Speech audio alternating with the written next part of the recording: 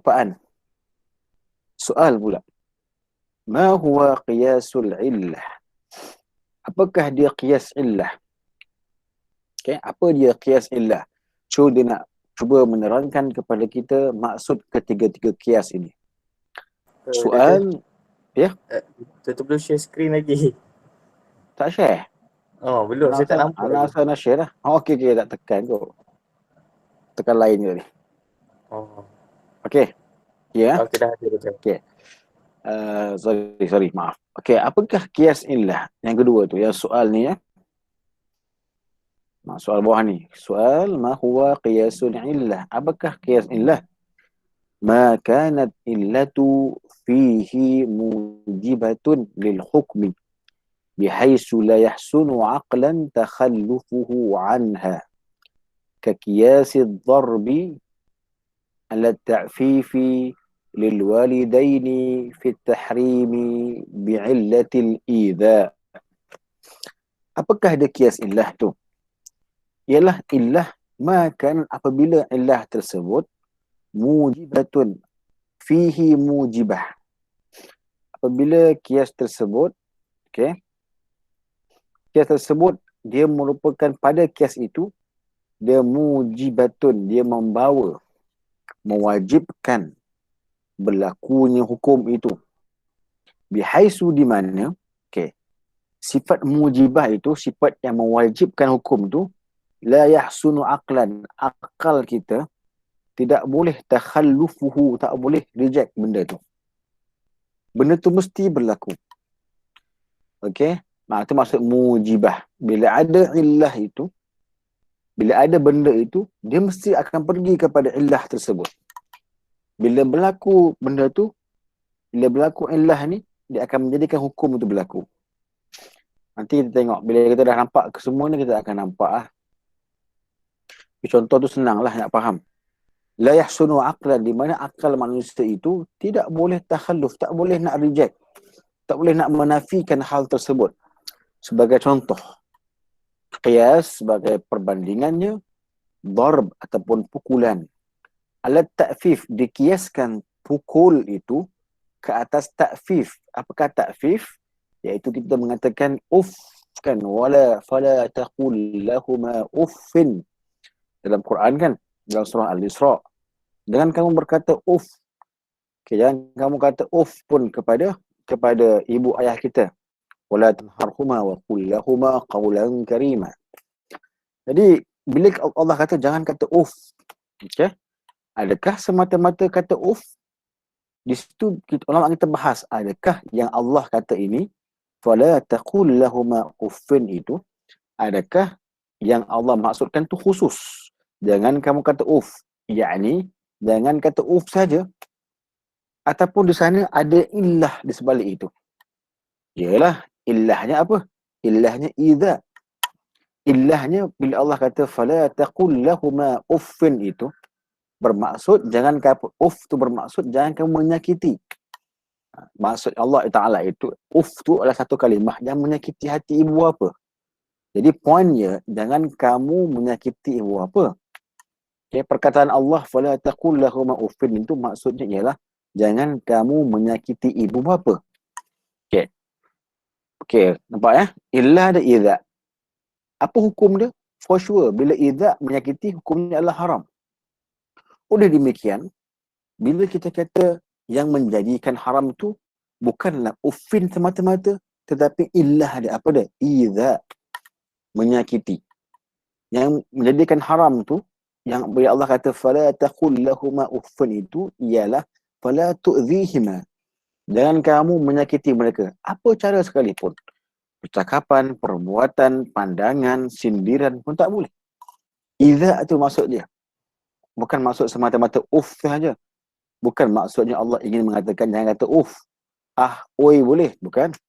Tetapi yang maksudnya idza.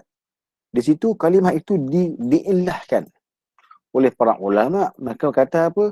Yang Allah kehendaki dengan ayat ni ialah apa? Idza. Daripada ayat fala taqul lahuma uffin tu difahami yang Allah haramkanlah idza. Oleh itu sebarang perbuatan yang berbentuk idza adalah haram. Kita tanya, mana hujah kamu? Hujah kami ialah qiyas kepada ta'fif, kepada kalimah uf. Pukul tak boleh, lempang tak boleh, perkataan kasar tak boleh, sindiran tak boleh, jelingan mata tak boleh. Semua tu mana hukum dia? Kita kiaskan kepada ta'fif. Apa ta'fif pula? Apa lebihan ta'fif? Ta'fif itu matlamatnya ialah apa? Ialah iza. Apa iza? Menyakiti. Jangan kamu menyakiti ibu bapa. Apa hukumnya? Haram. Oleh demikian, sebarang bentuk perbuatan, walaupun dengan bentuk yang agak halus, yang menyakiti ibu bapa, langsung ataupun tidak langsung, hukumnya adalah haram. Okey? Hukumnya adalah haram. Itu illah. So, di sini kita nak faham apa? Apa illah dia? Iza. Apa hukum dia? Haram. Apa asal dia? Ta'fif ni dalam Quran. Apa yang furuk dia? Tumbuk, perkataan biadab dan sebagainya lah. Okey? Okey, mantan apa, Man? Anak arak itu diharamkan kerana ada alkohol yang mabukkan. Kalau kita klaim semua produk yang ada alkohol macam minyak, wangi dan masakan akan menyebabkan mabuk, haram, boleh ke? Boleh. Macam ni. Bila kita kata macam tu, jadi sebarang makanan yang dicampur arak, kita kena bezakan antara arak yang memiliki sifat iskar, iskar, pemabukan, dengan juga arak ataupun dengan juga cecair yang ada alkohol, kerana tidak semua alkohol memabukkan. Itu kajian terkini lah. Kajian terkini kan. Kerana ada alkohol tu yang sifat, panggil apa? Dia punya nama sains tu dengan sifat tertentu dia adalah untuk matlamat tertentu. Dia tak memabukkan semata-mata. Oleh demikian, tetapi bila digunakan minyak wangi tu okeylah, tak makan. Kan? Tak makan. Okay, tak makan. Dan itu ulama kita khilaf lah. Ulama kita memang khilaf dalam bab inilah. Okey? Tapi apa pun kita katakan yang menjadi haram itu ialah iskar. Iskar itu tak terhenti pada alkohol semata-mata.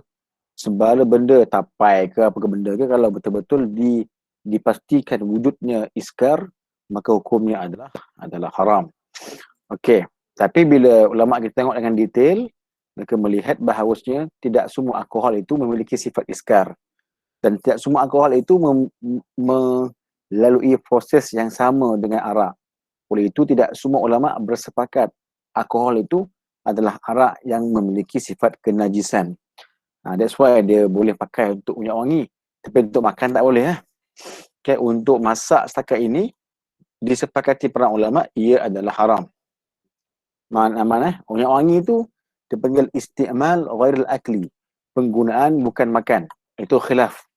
Tapi kalau alkohol pakai untuk minum, pakai untuk masak, setakat ini ulama kita kata haram. Melainkan pendapat yang agak ganjil, dia kata alkohol tu boleh sebab apa? Bila masuk dalam masakan, dia akan istihalah, bertukar bentuk ataupun bertukar ain. Itu pendapat yang agak ganjil lah. Okay? Agak ganjil. Tapi kalau kita terpaksa makan, bismillah lah. Kan? Hantar makan pergi negara orang putih. Tak ada benda nak makan. Nak makan masakan, nak makan daging, takut tak sembelih. Nak makan khizir, memang takkan makan lah. Nak makan roti. Tapi roti pula ada kemungkinan dia buat dengan alkohol. Tapi kalau kita berada sana, kita ambil lah pendapat. Mungkin kalau ada alkohol pun, mungkin istihal lah. Tapi kalau ada pilihan tak ada alkohol tu, ambil lah yang tak ada alkoholnya kan. Itu di antara cara ulama kita memberi pendapat mengikut dipanggil fiqhul aqaliyat, fiqh negara minoriti. Okey. Soal, ma huwa qiyasud dilalah? Apakah qiyas dilalah? Qiyas petunjuk. Huwal istidlalu bi ahadin nadhiraini ala thubutil hukmi fil akhar.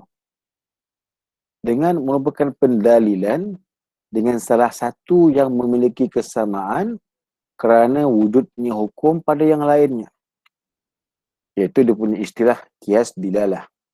Soal, mal muradu bil istidlal? Apakah maksud istidlal? Huwa an takuna al-illatu dalatan 'ala al-hukmi la mujibatan lahu كقياس مال الصبي على مال البالغ في وجوب الزكاة فيه bijami'in annahu malun namun. Malun namun. Namun ke namin? Malun namin. Okey. Okey. Maksud dia apa ni? Apakah kias dilalah?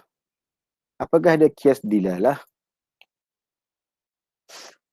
Okey, kias dilalah itu ialah kita mendalilkan dengan salah satu perkara yang memiliki kesamaan yang mana ia menyabitkan hukum yang sama kepada hukum yang baru, kepada perkara yang baru. Contoh dia, apakah istilal? Dengan contoh kita mungkin lebih nampak jelas. Ialah illah itu, apakah illah? Illah merupakan sebab lah. Okay? Dalatan menunjuk alal hukmi kepada satu hukum. Tetapi dia bukan mujibah. Dia tidak mujibah. Kalau kias illah ni, illah tu mujibah. Illah tu mewajibkan hukum. Contoh apa? Bila ada izak, pasti hukum haram. Bila ada iskar, mabukkan, pasti haram. Tak kisahlah apa pun. Ekstasi ke apa ke, asal ada mabuk, illah mabuk itu terus mujibatun. Bawa kepada hukum. Tetapi dalam illah kias dilalah ini, okey, dia tidak mujibah. Maksudnya perkara itu sekejap. Maksudnya perkara itu maksudnya perkara itu illah itu tak semestinya mewajibkan kepada hukum. Sekejap.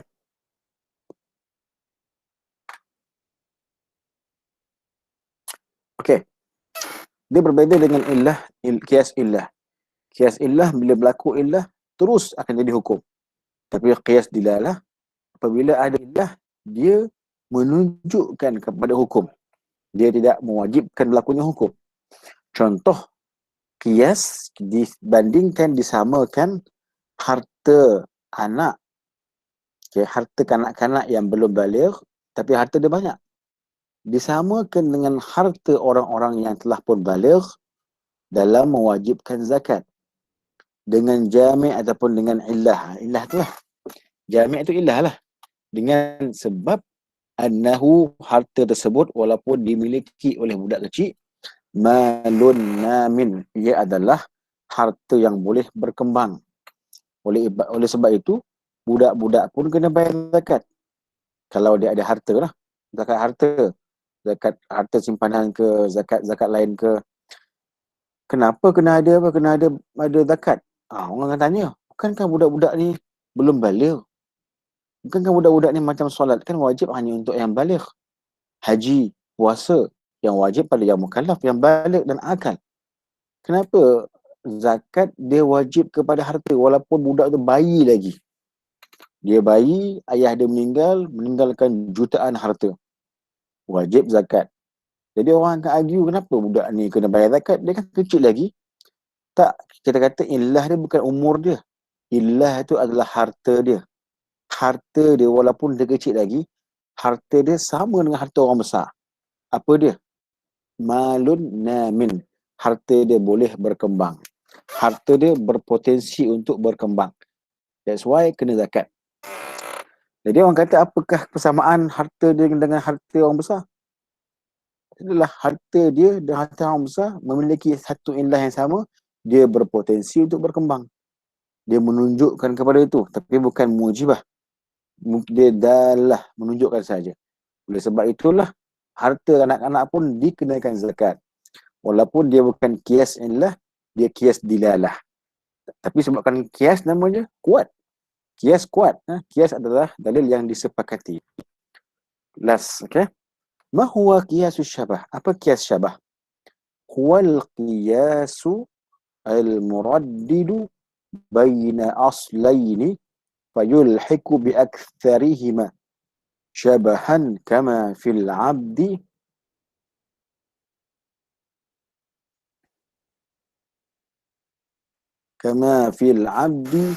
iza utlifa فإنه مردد في الضمان بين الخر من حيث إنه آدمي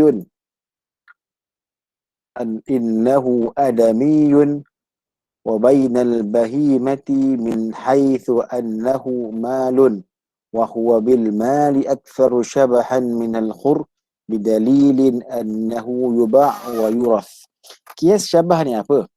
Ialah kias muraddid yang ianya wujud, pergi balik. Muraddid ni pergi balik. Ada tak ada? Ada tak ada? Mari pergi. Di antara dua asal. Tapi diikutkan dengan yang paling sama. Contohnya pada abd, pada hamba. Idza utlif, hamba itu bila dia dirosakkan, maknanya hamba itu dicederakan ke, dimatikan ke, dibunuh ke, ataupun di macam-macam lah kan, hamba tu. Fa innahu muraddadun fi dhaman. Adakah hamba itu bila dia dibunuh lah, hamba, adakah dia tu kita kena dhaman, kena jamin kerosakan yang kita buat pada hamba itu? Min haisu, dia itu manusia. Wa bainal bahimah, ataupun kita nak anggap dia ni manusia ke nak anggap dia ni bahimah, binatang. Nampak tak? Okey, dalam bab dhaman manusia kan. Okey. Bila hamba itu dirosakkan. Dirosak. Bahasa Arab ni utlif ni rosak pada barang. Manusia ni kalau utlif dicederakan, disakiti kan, ataupun dibunuh lah hamba tu kan, dianiaya hamba tu sampai rosak dia, sampai mati dia. Tu maksud hamba tu. So bila hamba tu dirosakkan tu, kita nak anggap hamba tu harta macam binatang ke, ataupun harta macam manusia? Di mana kalau kita rosakkan hamba tersebut, okey, kalau nampak tak kes dia ni? Okey, kalau kita rosakkan hamba tu, kalau kita anggap dia macam binatang, bayar ganti rugi. Tapi kalau kita anggapkan dia macam manusia, kita kena kisos. Kita kena bayar, dia panggil urush. Kita mungkin kena takzirat kan, dan sebagainya. So, apa kita nak fikir hamba tersebut kalau dia tu dirosakkan? So, kita nak tengok, okey, letak hamba. Hamba ni nak samakan dengan manusia ke? Kalau kita anggap dia manusia, maka dia itu adalah apa? Kena kisos. Tapi kalau kita anggap dia itu merupakan harta, tak kena kisos tapi kena bayar ganti rugi. Sesiapa yang merosakkan. So, bila dibandingkan antara manusia dan juga binatang tu, nampaknya hamba itu lebih kuat, bil mali aktsar syabahat. Hamba tu lebih kuat, dia punya bentuk dia macam manusia. Macam harta. Macam bahimah. Bukan nak kata dia binatang, bukan. Dia macam harta. Jadi kalau rosak, dia dicederakan, dia apa? Dia kena jamin. Orang tu kena jamin. Iaitu orang yang merosakkan tu kena jamin lah macam rosak barang. Kena ganti baru ke, kena bayar kos-kos perubatan ke, sebagainya. Kenapa? Kenapa kamu dalam hal ini ulama menyamakan hamba itu dengan binatang, dengan harta lain? Bukankah itu mendiskriminasi? Tidak. Dengan satu syibih, satu dilalah. Satu syibih, apa kata dia? Dengan syibih menunjukkan hamba itu macam harta, ialah kerana hamba itu yuba wa yurath. Hamba itu boleh dijual dan diwarisi. Oleh itu, bila hamba itu boleh dijual ataupun diwarisi, dia aktsaru shibhan bil mal. Dia nampaknya lebih hampir dengan harta. Nampak tak tu? Okay. Bila hamba tu rosak, ataupun dilanggar, ataupun dianiaya, ataupun disederkan, apa kita nak buat bila buat kepada hakim? Hakim akan hukum hamba ni manusia ke tak? Kalau manusia, kena kisos. Tapi kalau tengok sifat kemanusiaan dan sifat kehartaan yang ada pada hamba itu, nampaknya hamba tu lebih syibih kepada harta. Sebab apa? Sebab hamba ni boleh diwarisi, boleh dihadiahkan, boleh apa lagi, dijual, dibeli dan sebagainya. Oleh itu, hamba tu bila dia dicederakan, ataupun kita pakai hamba tu, hamba sakit, uplift tu macam-macam kemungkinan lah, dicederakan ke, kita punya hamba sakit ke, kita punya hamba tu cedera ke, macam-macam lah kan. Hamba tu dianggap seperti harta di dalam dhaman, di dalam perlu dijamin kerosakan, kecederaan yang berlaku pada dia. Kenapa? Kerana dia macam harta. Kalau kita anggap ketika itu dia seperti manusia, kalau hamba tu dirosakkan, dia cuma perlu dihukum. Orang tu perlu hukum je. Macam Ana ada hamba. Luqman rosakkan hamba Ana, dia cederakan. Bila kita anggap hamba tu macam manusia, maka Ana perlu kata, anta kena kisos, ataupun takzir, ataupun bayar urush. Habis cerita. Tapi bila kita anggap hamba itu seperti harta, maka Ana sebagai tuan kepada hamba itu boleh claim. Sehingga claim kepada orang tersebut, kepada Luqman, sehingga hamba itu pulih sempurnanya. Pulih sepenuhnya sebagaimana barang yang telah pun elok sepenuhnya. Sebab apa kamu anggap macam tu? Kerana hamba ini, kalau diperbandingkan sifat kehartaan dengan sifat kemanusiaan, dia lebih kepada kehartaan. Sebab apa? Dia boleh dijual dan dia boleh diwarisi. Oleh itu, datanglah dia fungsi qiyasus syabah di dalam hal ini. So, ada 3 jenis qiyas. Kesemua qiyas ini dipakai dengan ittifaqul ulama. Qiyasul illah, qiyasul dilalah dan qiyasus syabah. Okay. Nanti kita akan lihat apakah dia ma hiyal illah. Okay. Apakah dia ma hiyal illah. Ya, silakan.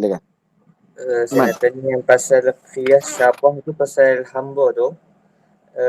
Dia keadaan mana yang apabila hamba tu dicederakan, maka tuan kepada hamba tu akan klasifikasikan hamba tu sebagai seorang manusia ataupun suatu barang. Adakah atas orang kata apa, kehendak tuan hamba tu sendiri? Maksudnya kalau dia rasa macam yang mana lebih menguntungkan diri dia, adakah macam tu, doktor? Tak. Ini adalah, kias ni dah pun berlaku, dah pun ditetapkan, maka hakim akan terus pergi kepada menganggap dia barang. Dia tak boleh tanya, okey, sebabkan kias tu, sebabkan dia cedera sikit, tanpa kita anggap dia macam manusia, so boleh kena hukum. Tak. Kias tu memang dah siap dah. Hamba, anda baca bab hamba, kita akan nampak.